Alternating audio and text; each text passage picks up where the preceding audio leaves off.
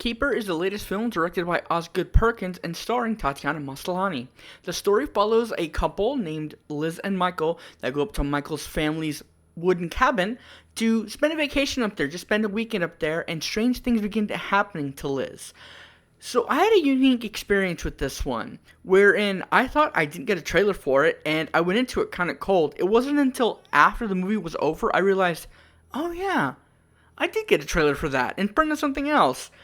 But I went into it cold technically, and that's actually the best way to see a movie. If you can go into it just not knowing anything about it at all, or at least in my case, have forgotten that you knew anything about it at all. This is a really weird one, but I liked it a lot, actually. It didn't connect with me until about halfway through. You know, the first half is just a lot of little vignettes where creepy things are happening to Liz, Tatiana Maslany's character, and none of it really seems to connect.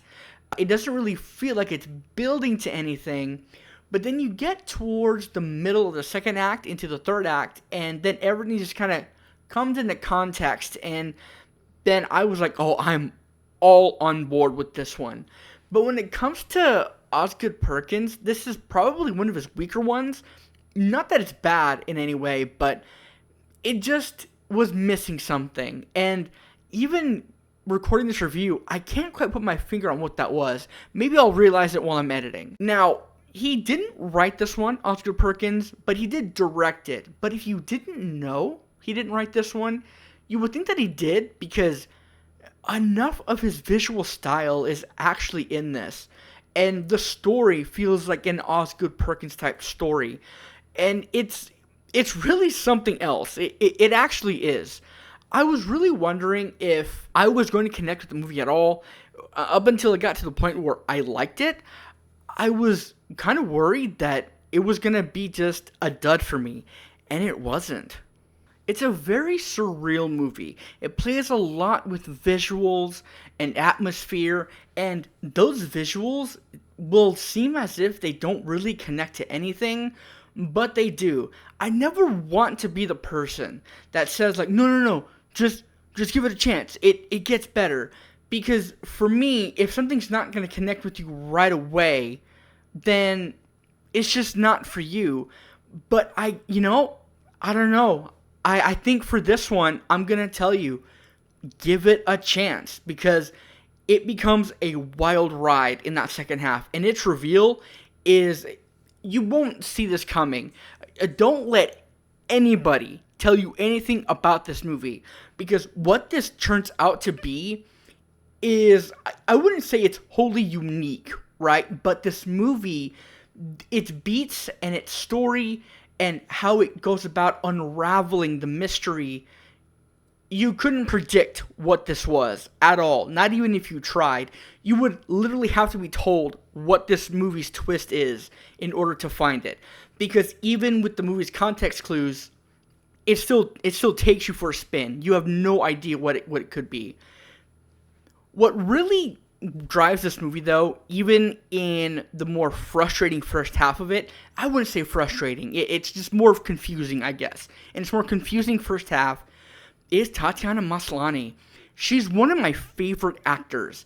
She is so good, and frankly, I think she's really underrated. I don't think she gets appreciated enough. I don't really know if that's saying much on how good she is in this movie. The cast is not very big, and while everyone else gave a fine performance, Tatiana Maslany is definitely the biggest name in this movie, and on top of that is the best performance too.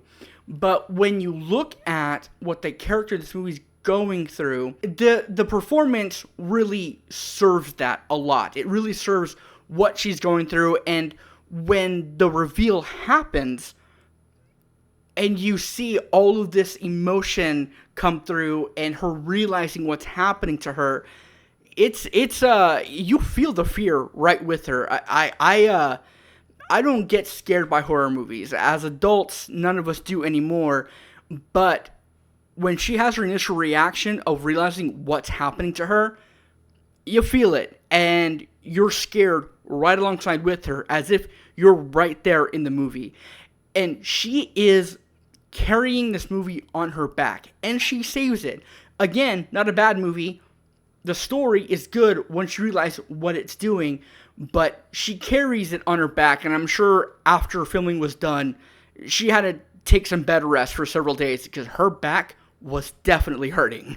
If I had to describe the genre of horror that this movie is, I guess I would call it folk horror. I don't even know if that's a thing, and honestly, I'm worried that I may have given something away just calling it that, but if you were going to ask me, and I had to tell you, that's what I would call it. Folk horror. This is definitely a unique movie, and it's a unique movie that I think only Osgood Perkins could have the eye for. Again, he didn't write it, but I wouldn't, I'd be lying if I said that I didn't think that he did if I didn't know beforehand. This movie didn't really open to a big opening. My theater was empty. Well, aside from the family that was in there with my friend and I, and that was definitely an experience.